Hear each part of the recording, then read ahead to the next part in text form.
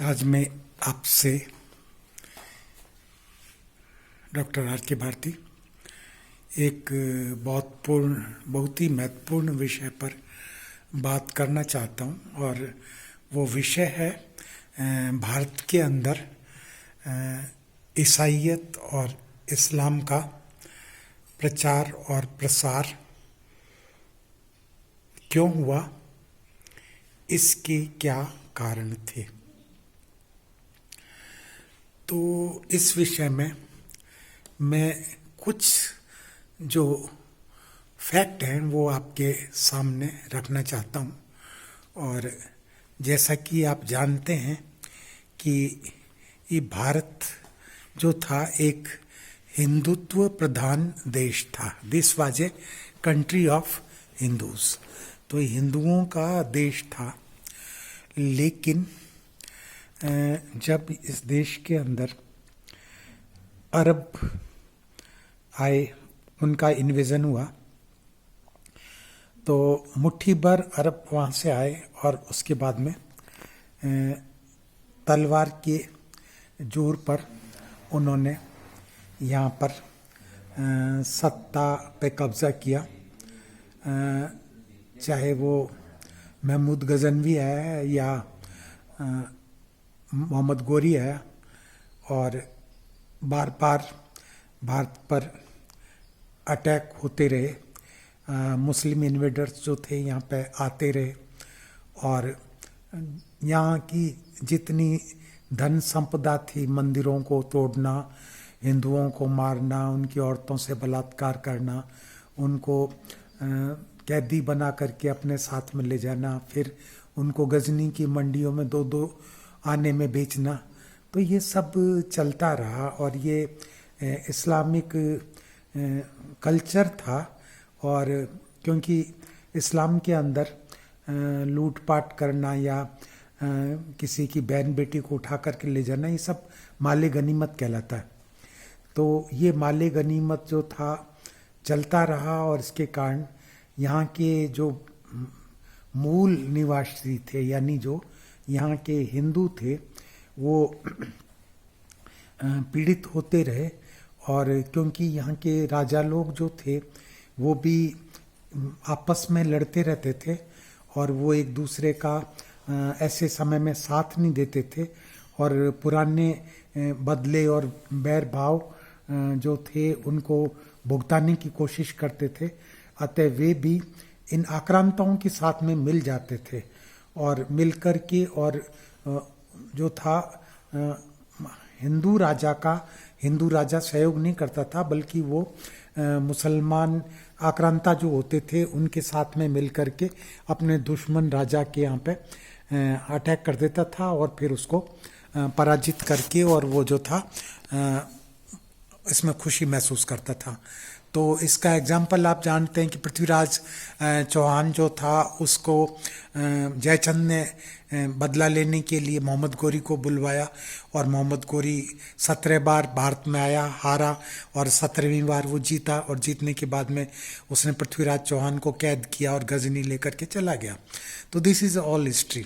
लेकिन मेरे कहने का मतलब ये है कि जब भी ये इन्वेडर्स आए, चाहे वो मुसलमान आए, और मुसलमानों के बाद में आपको पता है कि अंग्रेज़ आए यहाँ पे जो थे, और अंग्रेज़ों ने अपना जो सल्तनत यहाँ पे कायम की ईस्ट इंडिया कंपनी ने, और बाद में अंग्रेज़ों का अपने देश के ऊपर अधिकार हो गया, जो 300 साल तक उन्होंने यहाँ पे राज किया। इससे पहले करीब 800 साल मुसलमानों ने यहाँ पे रूल किया इंडिया के अंदर जो था। इनके विभिन्न जो बादशाह थे, चाहे वो कुतुबुद्दीन ऐबक था, चाहे वो जलालुद्दीन खिलजी था, अलाउद्दीन खिलजी था, या फिर मोहम्मद तुगलक था, या उसके बाद में आपका बाबर था, या अकबर था, या हुमायूं था, मतलब जो भी ये बादशाह थे यहाँ के। तो ये सब क्योंकि मुसलमान थे और कट्टर इस्लामिक लोग थे, इसलिए इन लोगों ने ये महसूस किया कि अगर यहाँ के जो हिंदू हैं, इन हिंदुओं का अगर अच्छी तरह से मान मर्दन नहीं किया जाएगा तो ये लोग बाग हमारे लिए एक मुसीबत खड़ी कर देंगे। तो ऐसी स्थिति में आपको पता है कि जजिया कर जो था वो लगाया गया। अलाउद्दीन खिलजी के ज़माने में भी जजिया कर होता था और बाबर के ज़माने में भी था, हुमायूं के ज़माने में भी था, और Humayun was father of Babur. और इस दौरान जब ये सब चलता था तो आप जानते हैं कि जजिया का मतलब होता है प्रोटेक्शन टेक्स्ट, प्रोटेक्शन टैक्स। और प्रोटेक्शन टैक्स का मतलब होता है कि जजिया सिर्फ जो है ईसाई और यहूदी के साथ में लिया जा सकता है, और जो हिंदू होते हैं उनको जजिया देने के बाद में भी माफ़ नहीं किया जाता था और उनकी तो हत्या ही कर दी जाती थी। लेकिन फिर भी कुछ लोग जजिया दे करके अपनी जान बचाने के लिए तैयार हो जाते थे।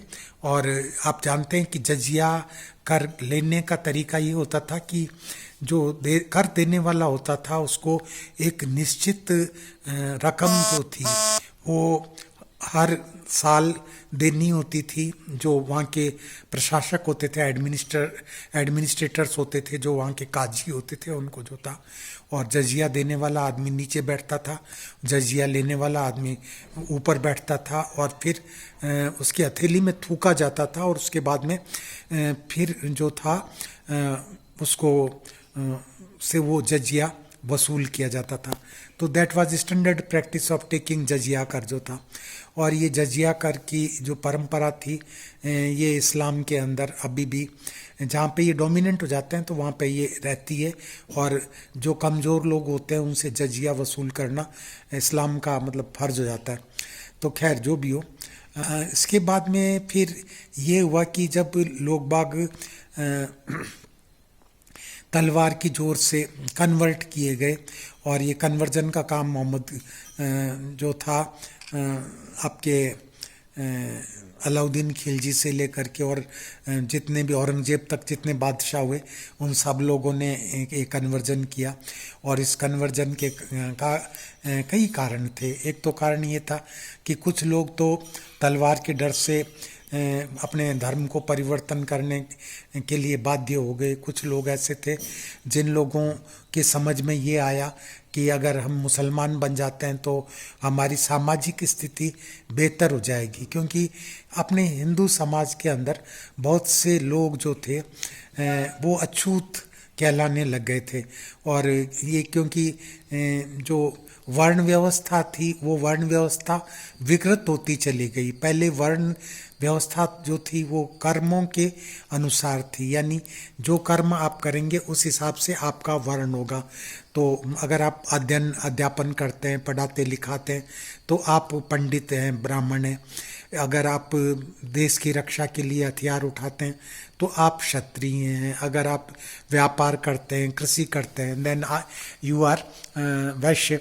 और अगर आप दूसरे लोगों की सेवा करते हैं और उससे अपना जीवन यापन करते हैं तो फिर आप जो है मतलब शूद्र हो गए। यानी सेवा करने वाला व्यक्ति जो था वो शूद्र कहलाने लग गया।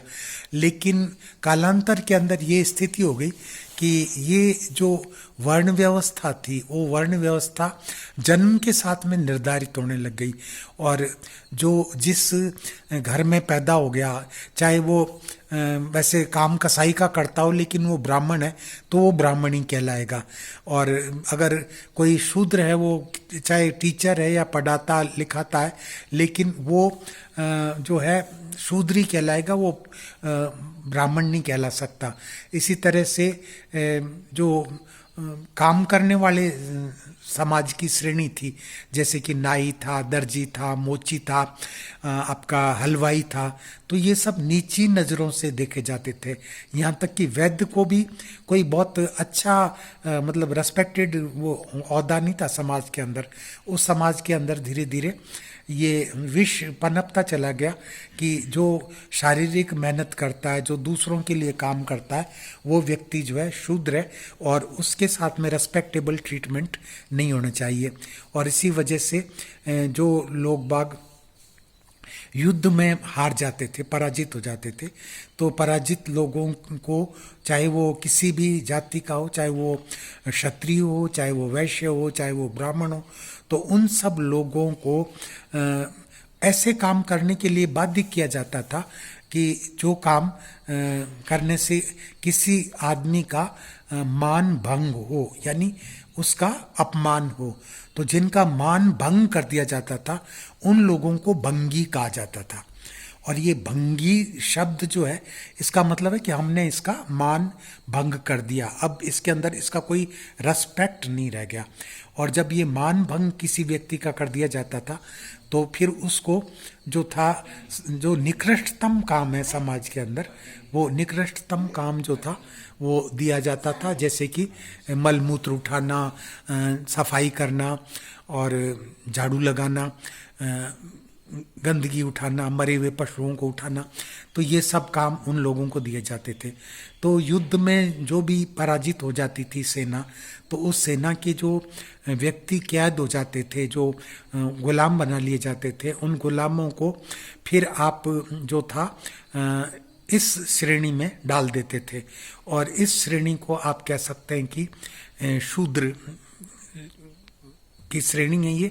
और इस श्रेणी के अंदर जो व्यक्ति डाल दिए जाते थे, अब उनका काम सिर्फ यही होता था कि वो गंदगी उठाएं, मरे हुए पशुओं की खाल उतारें, और वो जो है समाज में बिल्कुल अस्पृश्य लोग रहेंगे, उनसे छूतछात की जाएगी, और उनको उनका जो पुराना स्टेटस था सेल्फ रेस्पेक्ट का, वो स्टेटस छीन लिया जाएगा। और हर दिन उनको अपमानित करके उनको ये बताया जाएगा कि देखो तुम हमारे बराबर नहीं हो, तुम हमसे बहुत नीचे हो, तुम्हारी कोई औकात नहीं है। और जब तुम्हारी कोई औकात नहीं है तो फिर हम तुम्हें जैसे चाहेंगे वैसे ट्रीट करेंगे। तो आपने अगर एक उपन्यास पढ़ा है, प्रसिद्ध उपन्यासकार अमृतलाल नागर जो है, तो उनके उपन्यास में उन्होंने लिखा है, उनका उपन्यास का नाम है नाच्यो बहुत गोपाला। तो इसके अंदर जो है उन्होंने इसकी जो भूमिका है, इस भूमिका में भी लिखा है कि ये जो समाज में सफाई कर्मचारी या बाल्मीकि जिनको आज की तारीख में आप कहते हैं, ये लोग जो हैं वो लोग हैं जिन लोगों का कभी राज्य होता था, कभी ये लोग राजा थे और लड़ते थे, युद्ध में भाग लिया इन लोगों ने। और जब ये युद्ध में पराजित हो गए तो इनको गुलाम बना करके और इनके साथ में जो व्यवहार किया गया वो व्यवहार ये था कि इनको शूद्र के रूप में यानी अस्पृश्य व्यक्ति बना करके रख दिया गया और इनसे सिर्फ वही काम लिया गया जो कि समाज का कोई रेस्पेक्टेड आदमी नहीं करना चाहता था। ना कोई ब्राह्मण करना चाहता था, ना कोई वैश्य करना चाहता था, ना कोई क्षत्रिय करना चाहता था। तो उनका मल मूत्र साफ करना, उनके घर की सफाई, घर के बाहर सफाई करना और उन लोगों से मतलब उनकी जूठन खाना और उन लोगों कि रहमो करम पर जीना, ये इनकी नियति बन गई।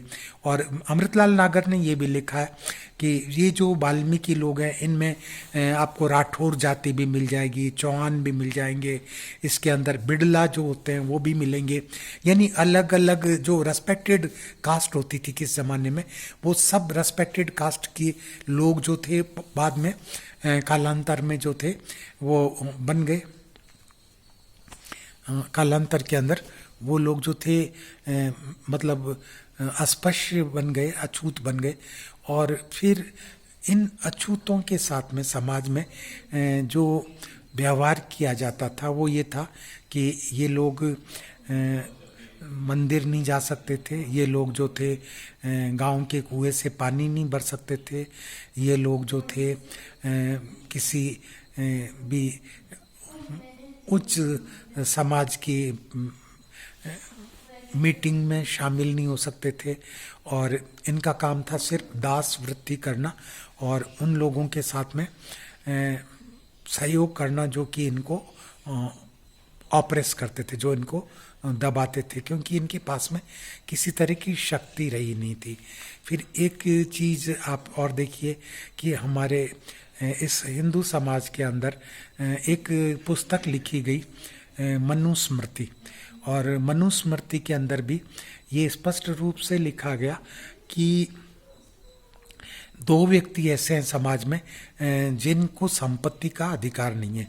तो उनमें एक तो स्त्री है, तो स्त्री जो होती है मनु के हिसाब से अपने पति की संपत्ति होती है, और जो संपत्ति होती है उसको संपत्ति रखने का कोई अधिकार नहीं होता।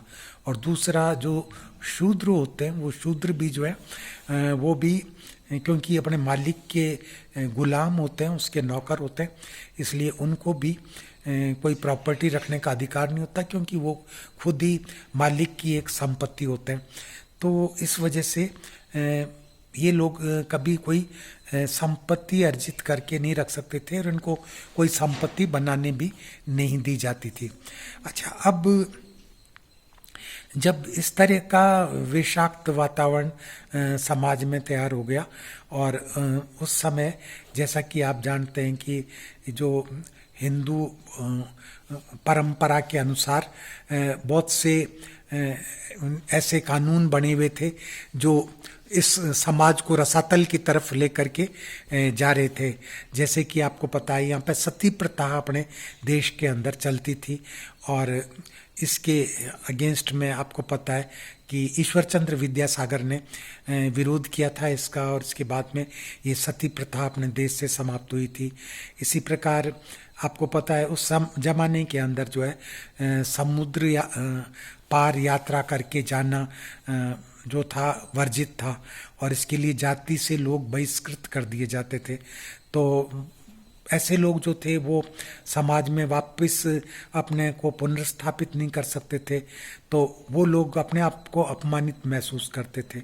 तो स्थिति इतनी दयनीय हो गई कि बहुत से लोग जो हिंदू थे उन लोगों ने यही बेहतर समझा कि आप हिंदू धर्म को त्याग दो, और इसकी बजाय अगर आप मुसलमान बन जाएंगे तो आपको शायद अच्छा स्टेटस समाज के अंदर प्राप्त हो जाएगा।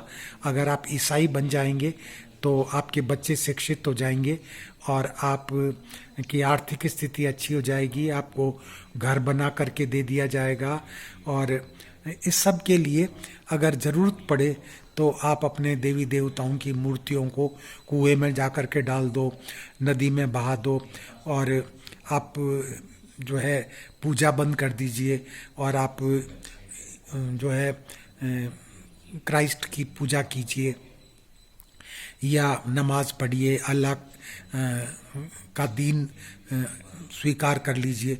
और लोगों ने ये किया भी, बड़ी तादाद में किया, और जब ये बहुत बड़ी तादाद में किया गया तब जो था आपको पता है कि बहुत बड़ी संख्या ऐसे लोगों की भी हो गई जो कन्वर्जन करके या तो मुसलमान बन गए या फिर जो थे वो ईसाई बन गए। और इनको कन्वर्ट करने के लिए सतत प्रयास देश में लगातार चलते रहे 70 साल तक, और अभी भी चलते रहते हैं। और आपको पता है कि आज की डेट के अंदर कुछ स्टेट्स ऐसे हैं जिन स्टेट्स के अंदर अब हिंदू आबादी जो है उसकी परसेंटेज कम हो गई है, और जो दूसरे लोग थे क्रिश्चियंस और इस्लाम के फॉलोअर्स, उनकी तादाद जो है वो हिंदुओं से ज़्यादा बढ़ गई। और पर्टिकुलरली जैसे आप जम्मू कश्मीर में चल जाते हैं तो वहाँ पे तो हिंदुओं का कोई वजूद नहीं है, वहाँ पे इस्लामिक डोमिनेंस है। इसी तरह से केरल में आप चल जाइए तो केरल में 54% हिंदू होते हुए भी हिंदुओं की कोई आवाज़ नहीं होती, क्योंकि वहाँ पे 3-4 कैटेगरी है समाज की जो है, एक क्रिश्चियंस हैं, दूसरे मोहम्मडन्स हैं, तीसरे जो हैं कम्युनिस्ट हैं, और चौथे जो हैं वो हिंदू हैं।